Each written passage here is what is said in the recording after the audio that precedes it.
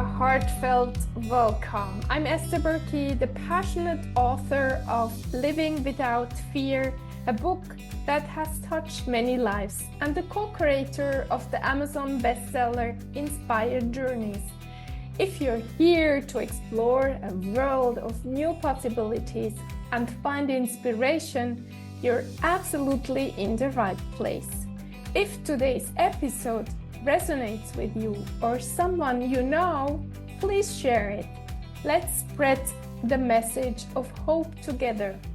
Don't forget to subscribe to my newsletter, join me on YouTube, and if you find value in this podcast, I'd be so grateful if you could leave a review and sprinkle some stars on your favorite platform. Your support means the world to me, and I'm deeply thankful for each of you. And today, I'm so grateful to have Jenny from Mauritius with me. Jennifer is an intuitive coach and multi-passionate entrepreneur whose life reflects resilience and transformation.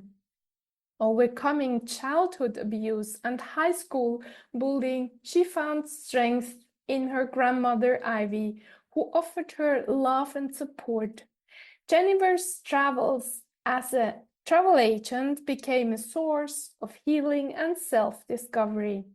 After surviving abusive relationships and winning a court case for rape, she used her settlement to earn a coaching certification in Paris.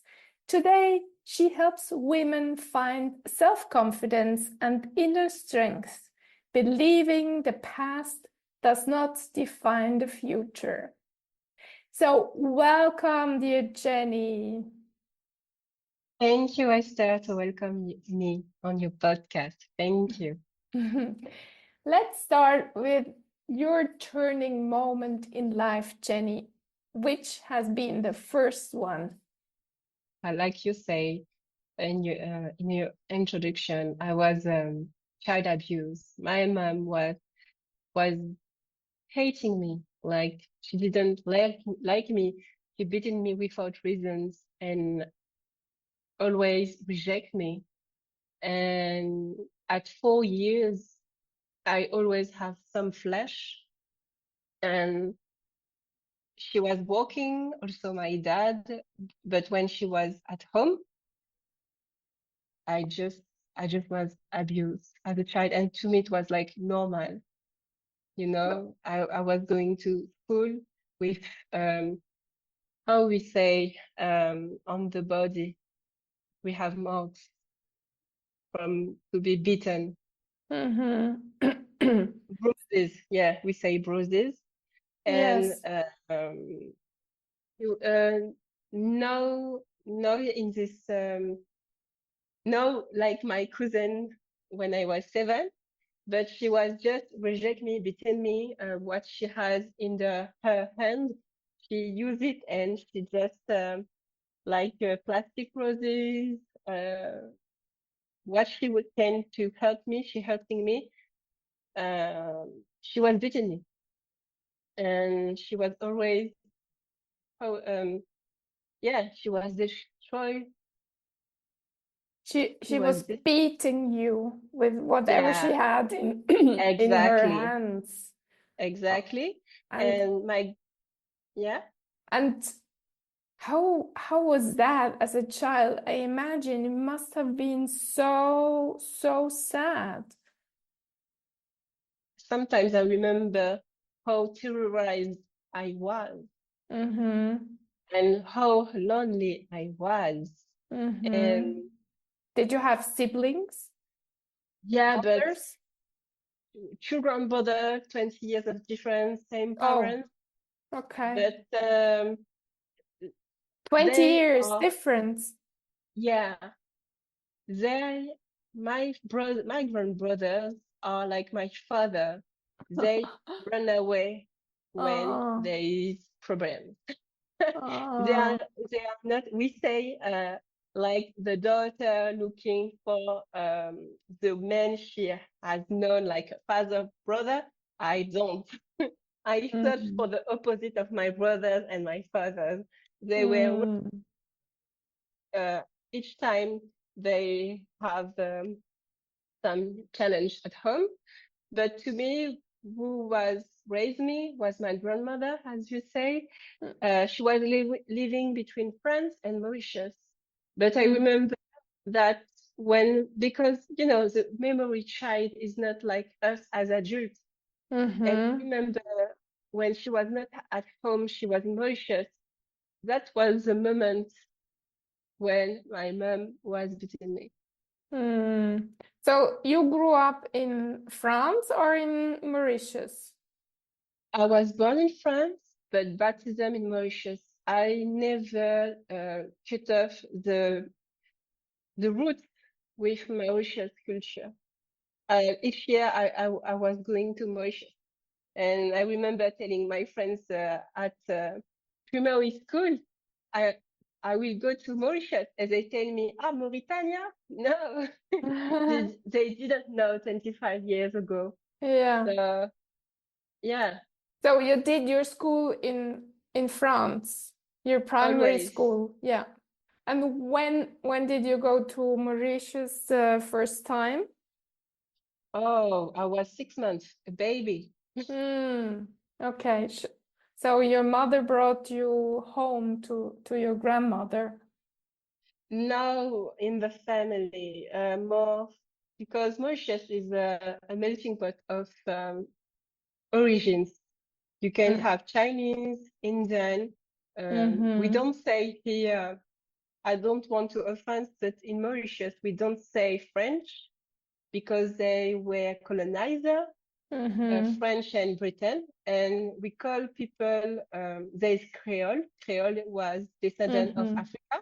Mm-hmm. And we call French descendants the white people. And my white grandfather didn't recognize my mother also. Mm. Okay. So you lived in France, and whenever your grandmother wasn't there, your mother was beating you, right? In France, yeah. In France, yeah. And how is it possible to have a healthy relationship with when you have had those issues with your mom? I didn't have healthy relationships until Mm, 25. mm, Uh, like we say, a child who was abused by their parent will reproduce in the relationship with yeah, partner.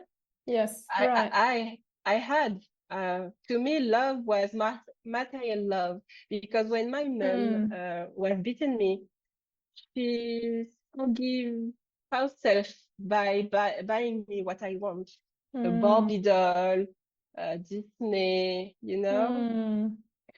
And when did you have your first boyfriend? Mm. My first boyfriend was at 14. Oh, and Yeah. how was that relationship? Terrific. Because oh, what love is when nobody tells you. So to me, my way to show someone I love them, like my partner, my man, it was to sleep with him at a young It was age. seriously, say again? It It, was to sleep with to prove to prove my uh, love for someone. And okay. I was very superficial looking for validation. Yeah. Like I was popular. I was popular Yeah. when I was 14 until my Mm-hmm. 16 at the college before high school. And but it was not the most traumatized to me. Mm. I just don't meet the right man and until a day at in 28 at 15 unfortunately I was with a man who forced me to have a sexual relation with his friend. Mm. I say no multiple times, Mhm. and he forced me. So I didn't have choice. It was a house isolated from street. Uh, so yeah, in 28, and at the end of 28, I've lost my dad passed away, and Mm. my grandbrother, the first one, started to beat me with phone. What did he do? It, my You, grandbrother yeah. started to beat me, but when I talk to you, I remember when I was 7, he take me by my hair and train me on the stair to Mm. clean. Yeah, so I didn't have adults to protect me. Mm. And when was the thing with the rape? How old were you then? It was in April 28th. I was 15. At 15. Okay. And that was And in w- France. yeah, oh my God, Yeah. France, I've lived so many things. Like, to me, it's not safe for women. It's my perception. And yeah, And you told me that this court case took a long time, right? it's coming later because when it happened to me, the rape, I just confessed to a counselor in the high school Uh-huh. because I was minor. I didn't can Yeah. talk to because I remember my father when I was 10, he tell me like, if you someday are raped, because I heard in the family someone was raped. I was Mm-hmm. 10. He told me like, if someday you are raped, you will never longer be my daughter. And I was 10. Mm. So when it happened to me when I was 15, I just walked hopeless in streets before to go into home and doing like nothing happened. So you had to hide it from your father that you had been raped at 15. I just confessed to some friends, Mm-hmm. and And this man, when the day of the rape at night, he sent me story. He knows. He was afraid. He was afraid to. I tell him I will never go to the court case, but I was young. I was afraid. It was someone from how it how we say, living in the, les cités. in Comment on the dit les taken, wait, I just looking for the words, city. Uh, he was living in the in same the same town, but in, he was, how we say that, rock cities? No, yeah, yeah, it's in the where same arrondissement, in the same town, but in the it was same town. Yeah. Okay. just to put the context. I was island. I was raised in an island culture, in the middle of people who living without a dad, a father, in broken family. They living in a building, and I was living in a big house, you Mm-hmm. know.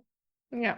And And yeah, how was it then that this case, rape case, came to the court? You did that later. Did I got this yeah. right? So as I tell you, it happened to me. I 15. I talked Mm-hmm. to a counselor in the high Mm-hmm. school, Mm-hmm. and she tell me to just doing like he never exists. Mm-hmm. Yeah. And when I was 18, Mm. uh, I was When always in the high school, but superior studies in the same high school. yeah, And at 18. and yeah, and it was 1 year I was with my ex-boyfriend. So this boyfriend was younger than me, and he was beating me also, but the difference it was he's saying me, I love you. Mm. So you have always had um, those kind of relationships until you started healing yourself, right? It was not like that. It was so he beaten me in the high school, and someone adult seeing this and exclude him from the high school. Mm-hmm. But at this age, I was so in love with him. I go to see another adult at the nursery, and I tell her like it's not fair. The counselor is informed of worth, and she don't do nothing. He was just beating me. It's nothing, and she has excluded him. And she tells me, "Can you talk more?" And then I told her the truth, like what happened to me years ago. And she Mm-hmm. told me, "You should speak and go to the court, not for you, but for other women, Yeah. if a day started again." So it Mm-hmm. happened like that at 19. It was in February, yeah, 19. So February 2012. Mm. So you are Right. so brave that you were talking to this counselor again or another counselor, and Oh my God. She yeah. she she was telling me, no, I didn't talk with her because she was excluded to not report a thing like that. Mm-hmm. She was temporarily excluded from the high school, the counselor. Oh, wow. And so when I just complained what happened to me to the policeman, you know how policemen are. What are you wearing? Yeah, what are you wearing this day? Why Mm. didn't you scream? It was like I think it was. It should not be men who take the complaint when Yeah. a woman has to. Yeah, This changes slowly, I think. Well, I'm living in Switzerland, and I think all these complaints, you make them to a female policeman. But back it's then, better. probably, or in France, it's not yet like that. Mm. Yeah. No, but I think it would change. Like the policewoman should be formed like a formation for to take this kind of case, you know? Yes. And Jenny, for let's go to more pleasant things. Yeah, yeah. You are so brave how you Thank handled you. all these things and how you healed yourself. If someone is listening and has similar issues, so what can you recommend to heal yourself from those big traumas? It could be very deep. So to me, to heal, Mm-hmm. uh, it takes me years. It like to lose my father, it takes me 10 years to heal from from his death at Mm-hmm. 25 with a hypnotherapist. Mm-hmm. And then I talking with him about the rape, but the court case of the rape was had during for 7 years. And when I win this court case, I felt a shadow of me being free, and Mm-hmm. my relationship with my body and men was never the same since 2019, like a rebirth. Mm-hmm. And then I started to reading books on self-development because it was either I see other option to heal, to try, or either I just again a suicide attempt. Mm-hmm. Either you dying or either you trying new Mm-hmm. things. because Yeah, so hypnotherapy hypnot yeah, helped you a lot to heal, right? yeah. What else can others do to get over these traumas? The fate, number one, the fate. I don't know if you believe in God, universe, but have Yeah. faith that what happened to you is not for you, but it's not to you, but for you. And someday you will be at my place and telling your story because when you speak, you help other women to speak again. Mm. So your faith helped you a lot to Yeah, not to give up. yeah, I'm very spiritual. So Mm. I think without launching me roses, I think I'm a miracle by myself. For Mm. each things Yes, I've lived, my faith saved me many times. you are a miracle, Jennifer, with all Thank you. you survived. I mean, Yeah. this is much too much for one person. And nowadays you help other women and Yeah. I create mhm, digital contents for them and I receive many messages like thank you for creating, thank you for sharing your story, you're so inspiring. All other women are in the same situation and mhm, I just listen to them and it's a big rewards like it's not about money but it's about your life mission and mhm, serve people. Yeah, yeah. I will tell you something maybe powerful, but I was I was raised like I'm useless. I'm nothing. And to mhm, me, to contribute to other life people, it brings me so much than just to earn money. Money is just energy. It's nothing. I do that for them, not for me. mm. And if someone really wants to get in touch with you, Jenny, where do they reach you best? On Facebook or Instagram, they can find me. And if I Mm-hmm. can share with them a message is no matter where you start, your gift can shape your story. And I'm a living proof that embracing spirituality intuition leads to, how we say that, success and fulfillment. Mm-hmm. Yeah. Maybe one last word you like to share with our audience today? You can find me if you want to speak. I will listen and never be shamed from your story. Your story will save Mm-hmm. many lives. Never be ashamed from your own Yeah, story. Yeah. Yeah, that's powerful.